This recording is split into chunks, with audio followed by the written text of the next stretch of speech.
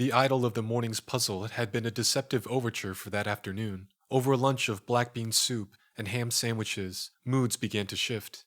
They ate quickly and talked in frantic bursts, as if the Bohemians secretly anticipated some terrific penalty should their lunch extend beyond the prescribed time. Though I had yet to grasp fully the haphazard regiment of their daily lives, I could sense that this afternoon was somehow different. I cannot recall what day of the week it was, or if these lunches fell at regular intervals, or were random happenings. This was but the first of many such days I would live through on Hall B. Moods would not exactly sour, but there would be a shift, as if no one could wait to get to their own rooms and away from one another. As the lunch dishes disappeared, so did the Bohemians. I was abandoned on the sofa, left with Thaddeus to watch his soap opera and lament the presence of his self-described arch-rival. "Son of a bitch," Thaddeus said, as a graying man entered through a heavy oak door and kissed his on-screen wife. I had come to expect his reactions. Entire conversations would now begin, born of an innate hatred, the origins of which were a mystery to everyone. That Thaddeus hated someone was no surprise. That none of his closest friends had bothered to ask him why surprised me. "Why don't you like him?" I asked. He mumbled something unintelligible beneath his breath and growled, "I was supposed to be him. That was my part and he took it."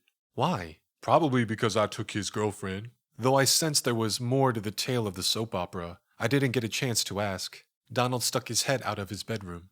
"Billy, could you lend an old man a hand?" Donald's bedroom was the picture of orderly. Along one wall, his bed was neatly made, the blue and white stripes on the pillowcases aligned with careful precision. At the foot of the bed, a small desk and chair sat, the papers on the desk arranged with the same careful hand as his bed. Even the shoes in Donald's closet sat as if someone had laid a ruler on the ground while setting them into their places. "So what do you need?" I said. "These have to go up front to Camille to go out for dry cleaning. Could you take them, please?" He handed me a plastic bag full of laundry. "They can't be washed with the other laundry." He handed me the bag, but hesitated to turn it loose. "Dry clean." "I get it," I said, and pulled the bag from his hand. Outside in the hallway, the first chords of a piano concerto exploded from Alistair's bedroom. His door had swung open and revealed his bedroom, though I wasn't sure where he slept. Stacks of canvases littered his bed, rested against the walls, atop a table. At the center of the room, an easel held a canvas, faced away from the door. The tile floor was a work worthy of Jackson Pollock, so speckled with paint, the original substrate had long been forgotten. I thumbed through a stack of canvases beside the door, confused and unable to decipher the images I saw. Half-formed faces, transmutated into horrid animals. A chair had sprouted horns and teeth, ready to devour anyone who sat down.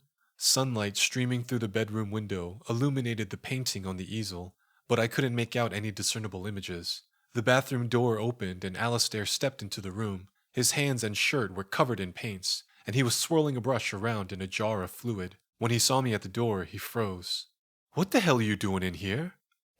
Get out! I don't come into your home and barge into your room unannounced.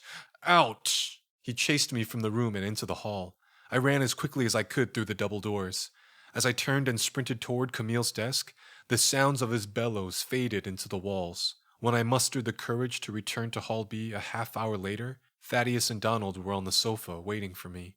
The door slammed, announcing my return. Thaddeus was the first to say anything. "Billy, exactly what happened?"